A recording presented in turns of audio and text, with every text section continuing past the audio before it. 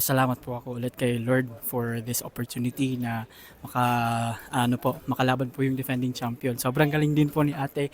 And yes, I believe we did our best. Depende na lang din po sa mga inampalin kung sino po yung ipapatuloy nila.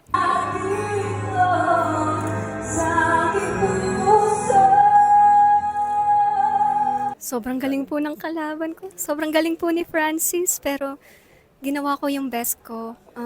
Ayun po, si Lord na po ulit ang bahala.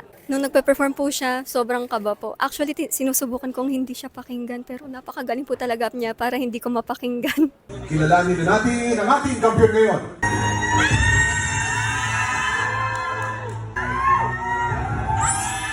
Lucky Pastor Sino pa rin ang kampiyon ngayon. Congratulations! Maraming salamat po. Yung kantang kinanta ko po kanina para sa inyong lahat na patuloy na sumusuporta po sa akin.